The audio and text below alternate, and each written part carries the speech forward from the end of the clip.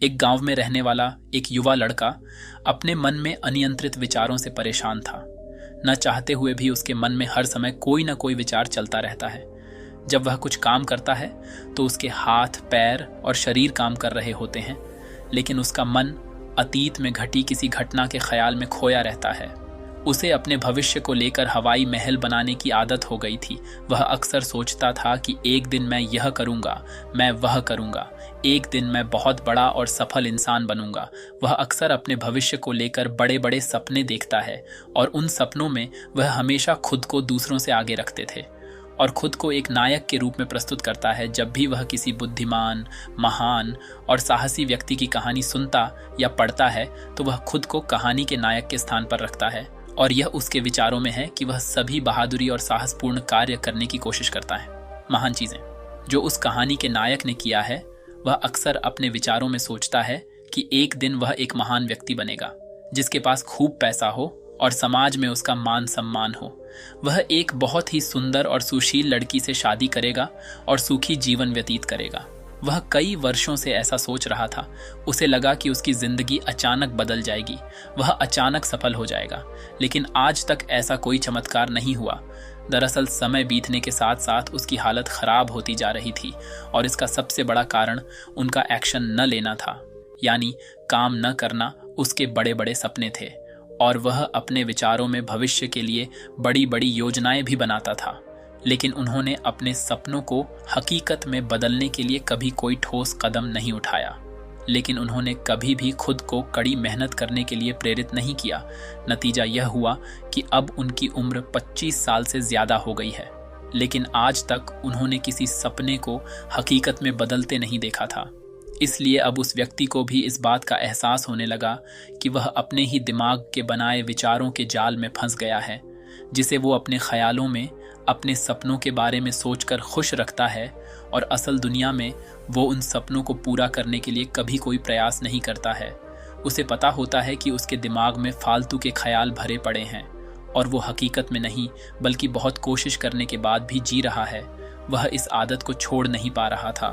उसे अपने विचारों की दुनिया में रहने में भी आनंद आ रहा था, लेकिन जब उसने अपने विचारों से बाहर आकर अपनी वास्तविक स्थिति को देखा और अगर वह इसके बारे में सोचता है तो वह दुखी हो जाता है। धीरे धीरे उसकी यह आदत उसके तनाव और उदासी का कारण बन गई थी। अब वह अपने दोस्तों और परिवार वालों से ज्यादा बात नहीं करते थे। वह दिन भर चुप और उदास रहने लगा।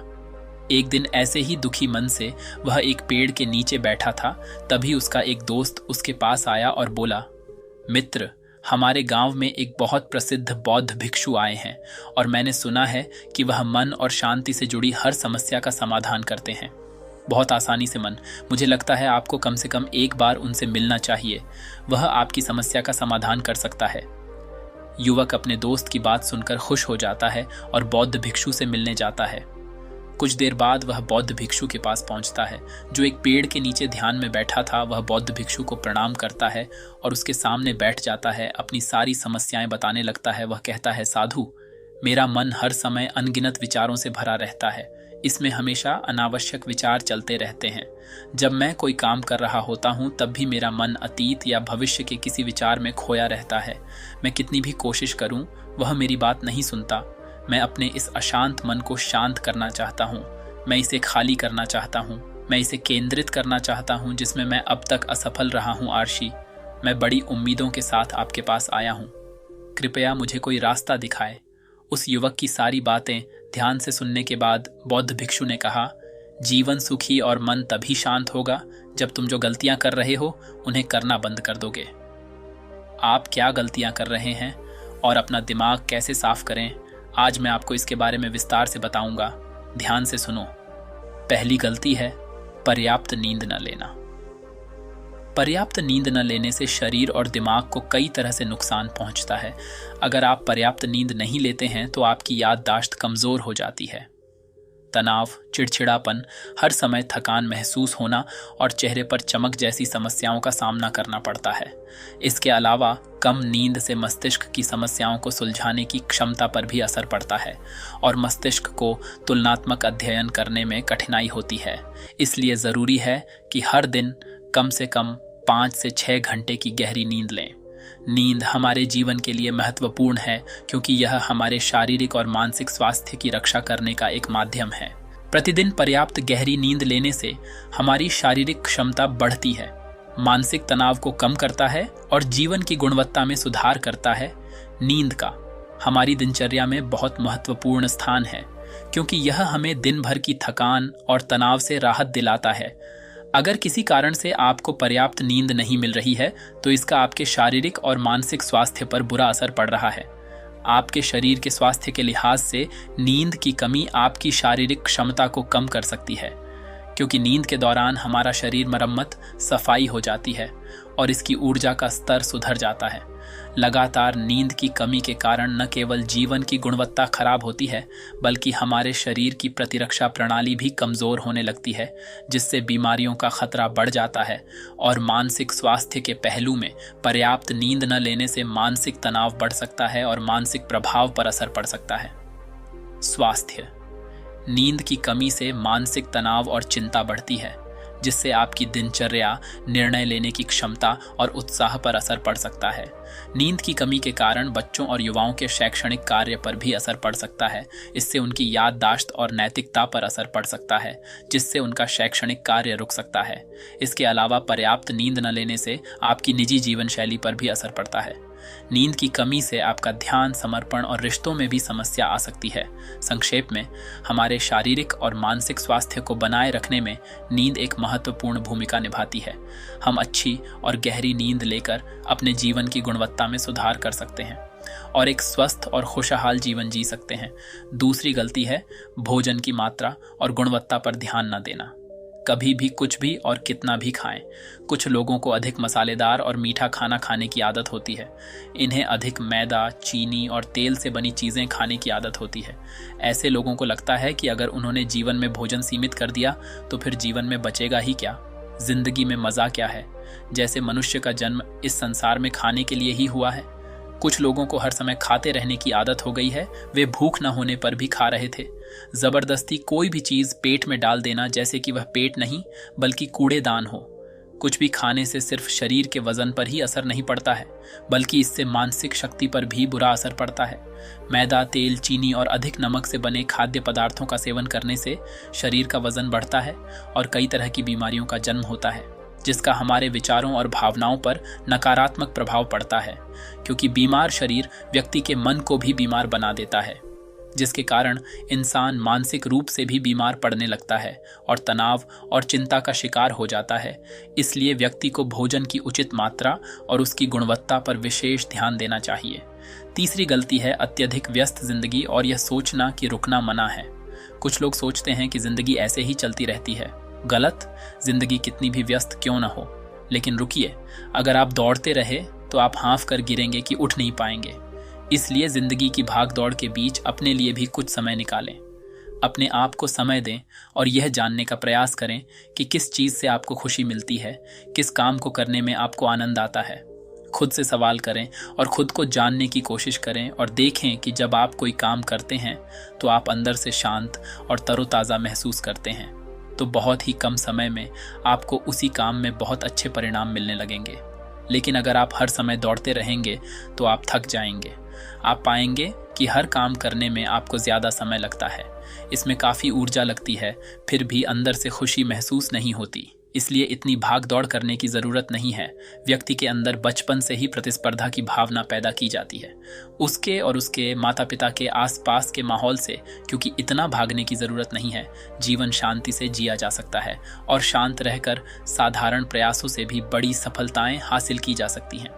चौथी बात यह है कि आप अपनी एक ऐसी बुरी आदत को पहचानें, उसे अपने जीवन से पूरी तरह से हटा दें जो आपकी सफलता की राह में सबसे बड़ी बाधा है। हर इंसान में कुछ ऐसी बुरी आदत होती है जो सबसे ज़्यादा नुकसान पहुंचाता है, जो उसे आगे बढ़ने नहीं देती या पीछे खींच लेती है। क्योंकि जब कोई व्यक्ति आगे नहीं बढ़ रहा होता तो वह समय के साथ पीछे की ओर बढ़ रहा होता है।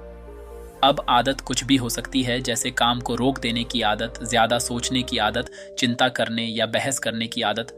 जो भी आदत आपको लगता है कि वह आपको सबसे ज़्यादा नुकसान पहुंचा रही है, इसे पहचानें और आज से ही इसे सुधारने का प्रयास शुरू करें। हालांकि आदतों को बदलना इतना आसान नहीं है, लेकिन अगर आपके अंदर दृढ़ संकल्प और लचीलापन है तो सब कुछ बदलना संभव है। और अगर आप लगातार कोशिश करेंगे तो ये आपकी नई आदत बन जाएगी और पुरानी आदत अपने आप दूर हो जाएगी। 5वीं गलती, जरूरत से ज्यादा बड़े वादे करना। आपको वादा करना चाहिए और आपको अपने वादे पर अटल रहना चाहिए। जो लोग वादा करते हैं और उसे पूरा करते हैं, उनका समाज में एक अलग ही सम्मान होता है। लोग उन्हें ज्यादा पसंद करते हैं, लेकिन हमें कभी भी कोई ऐसा वादा नहीं करना चाहिए जिसे हम पूरा न कर सकें या जिसे पूरा करने में हमें संदेह हो। इसके साथ ही हमें ना कहना भी आना चाहिए। जरूरी नहीं कि हम दूसरों की हर बात पर हाँ कहें, हमेशा उनकी नज़रों में अच्छा करने की कोशिश करें। हमें मना करना भी आना चाहिए। उतना ही वादा करें जितना आप कर सकें, क्योंकि अगर आप अपनी क्षमताओं से परे जाकर किसी को शब्द देंगे तो आप खुद पर दबाव महसूस करेंगे, आप तनाव से भर जाएंगे, साथ ही सामने वाले की अनावश्यक अपेक्षाएं भी आपसे जुड़ जाएंगी। जब आप उन्हें पूरा नहीं कर सकते, तब भी आप अपने ऊपर बहुत अधिक दबाव डालेंगे, उन्हें पूरा करने के लिए या दूसरों की नज़रों में बुरा बनने के लिए, जो बाद में आपके अंदर और अधिक तनाव पैदा करेगा।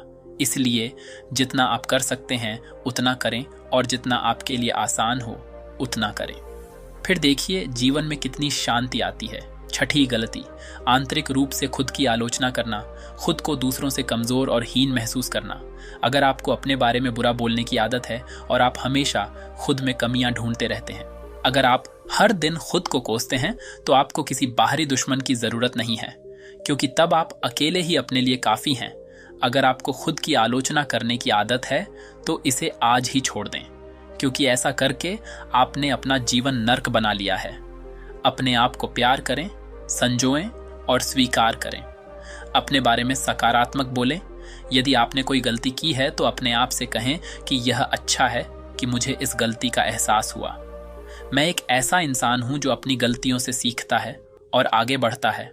तो कहने का मतलब यह है कि जब कोई गलती हो जाए तो लगातार खुद को दोष देने और खुद की नज़रों में गिरने की बजाय गलती से सीख लेनी चाहिए और आगे बढ़ना चाहिए, क्योंकि अंदर ही अंदर अपने बारे में बुरा सोचना खुद को ऐसी जंजीरों में बांध देता है।